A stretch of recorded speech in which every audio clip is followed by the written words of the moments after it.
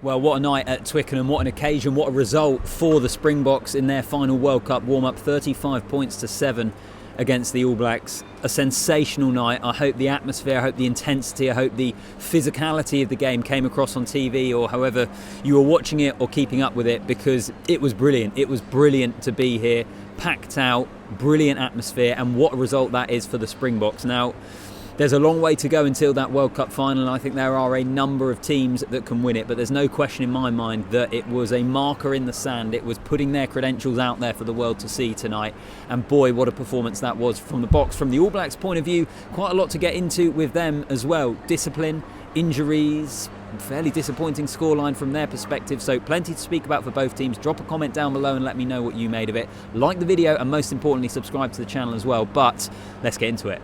I feel like this is going to be one of those videos where it's, can I cover everything that I want to cover, because there was so much to talk about from that game. As I say, I was sat here in the gantry at Twickenham and just loving it. From a neutral's point of view, that was such entertainment. When you think about a game that's the final World Cup warm-up, there's going to be such important fixtures for both of these teams still to come, and yet the importance it felt that was riding on this game, it didn't feel like just the final World Cup warm-up game and both sides happy to go through the motions, bit of a training run and get themselves over to France. This was a full-blooded test match, as I thought it would be. Let me talk about one of the words I already mentioned in the intro, which is intensity, because this was intense throughout. Even when the Boks started to run up the score a little bit in the second half, the intensity and physicality of the game was just awesome. Now, I'll be interested to know what a lot of people, particular Boks and All Black fans, make of this. But when I was watching it, and this is to take nothing away from the Springboks, and I'm going to come on to them more, I thought they were absolutely outstanding, but it looked like two contrasting teams here.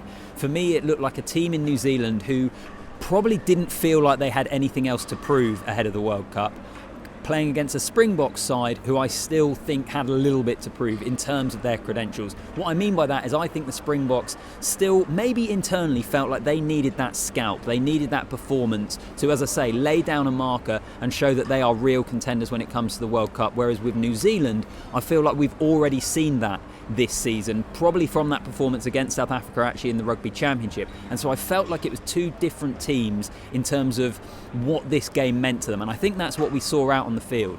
I thought South Africa were more intense. I thought emotionally they looked like they were in a better place for this game, and it looked like New Zealand weren't able to deal with that. They weren't able to match the levels that the Springboks were coming up with on this occasion. It's almost the reverse of what we saw in the opening 20 minutes in the Rugby Championship game, where New Zealand were absolutely brilliant and it was the Boks that were struggling to deal with them. But that was kind of my takeaway from this game.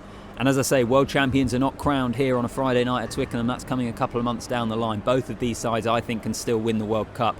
But it looked to me like the Springboks were... It looked to me like this game mattered more to the Springboks, and I think that is what we saw out there on the pitch. I talk about that intensity. It's the first time New Zealand have been held scoreless at half-time since the World Cup semi-final in 2019, and as far as I can tell, it's the first time since 2011 that South Africa have been able to hold New Zealand to under 10 points in a game. Those two statistics, I think, quite interesting. This result, though, as I say, I think this was a huge result for the Springboks. Let's start with South Africa. I'll get on to New Zealand because they were the better side. They deservedly won, and they dominated every facet of this game. If you look at their scrum, it is absolutely monstrous. It is a weapon that will be able to give them such a stronghold in games, which we already knew. But their driving maul was very good as well. Their defensive intensity was back to where we've seen it be when they've been at their absolutely best. They had those kind of three pillars of their game, and then that allowed them to ship the ball wide and show what they can do in attack as well, because there was some pretty exciting stuff in that point of view.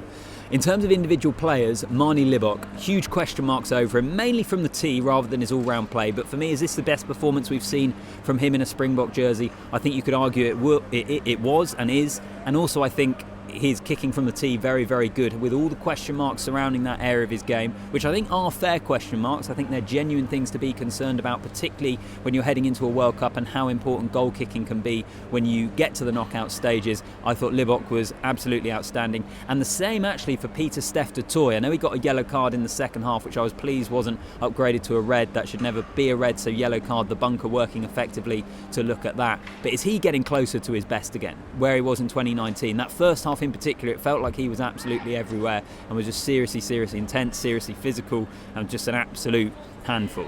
And it kind of begs the question now from the Springboks. Jacques Nienaber and Rassie Erasmus have consistently spoken about they have a plan to win the World Cup. It's been a plan of rotation. If we want to look all the way back to last summer, when Wales toured South Africa, our summer in the Northern Hemisphere, and Wales toured South Africa, and South Africa made 15 changes for the second test, and they lost that test, and they eventually won the third test, they won the series, but they made a huge amount of changes, and the rotation policy, the expanding of the game for the Boks, making themselves be able to be more dangerous in terms of their attacking players, all that starting to come together.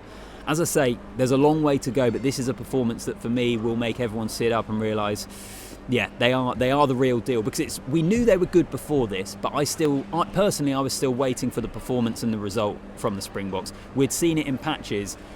This was the real deal. I thought they were excellent. There's so much more we could probably talk about, but let's get on to New Zealand. Discipline, first of all. By my count, they gave away 6 or 7 penalties in the first half an hour or something of this game, and 3 or 4 of them were the same thing. It was the early drive trying to defend that maul. On the one hand, that's because the driving maul of South Africa is so good. On the other hand, that's a pretty uncharacteristic lack of discipline from the All Blacks. They were completely camped in their own half of the field for the opening half an hour or so. We got the red card, or the 2 yellows for Barrett, which meant he was red carded in the first half, and the second row area, depending on Brodie Retallick's fitness, is definitely going to be something that All Blacks fans will be keeping an eye on, because if you look at the opening game in a couple of weeks' time against France at the Stade de France, if Retallick's injured, Barrett could be suspended depending on what happens with that disciplinary. All of a sudden they're looking a little light in the second row, in that engine room, coming up against the French pack that we know is very, very strong. So I think that's an area of concern. And the other area of concern is just in terms of injuries, particularly that front row. Lomax we saw go off in the first half, who I think him and De Groot have been excellent so far, either side of the scrum this year. I think that will also be a concern. We'll wait and see how serious it is. Hopefully not too bad, but they obviously had it wrapped up a little bit. They brought the cart on to bring him off. So fingers crossed there. I hate it when we see guys going down with injuries this close to a World Cup. It's absolutely brutal. But I think that will be a concern for the All Blacks. We will wait and see how they come through. So the question I suppose for the All Blacks is, can they turn it around? And for me it's emphatically yes. Tonight will be massively disappointing. Tonight will be quite concerning for them, but we've seen how good they can be this year. I've referenced it already in the video, but you look back to the first 20 minutes against the Springboks in the Rugby Championship where they were brilliant, absolutely brilliant. We've seen the levels that they can get to. As I say, I think emotionally they weren't quite in the right place for this game. I thought they just didn't quite have that intensity, and when you are as good as the Springboks were, it means that you're going to be in trouble, and that was the case. That is how it proved itself. There's no doubt as well, Sam Cane post-match I thought looked pretty despondent. They interviewed him in stadium here, as they often do, and he looked pretty shell-shocked and pretty disappointed, and I think that is an All Blacks dressing room that weren't expecting that sort of performance. I think they were tracking really nicely into the World Cup, and this is just a little stumbling block for New Zealand.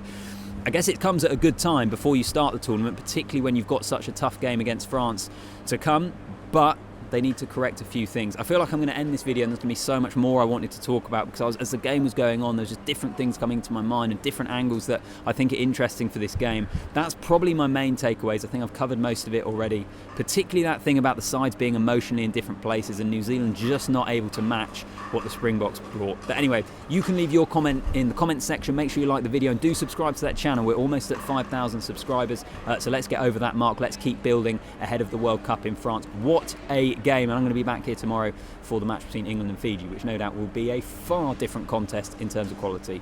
Anyway, I'll see you in the next one.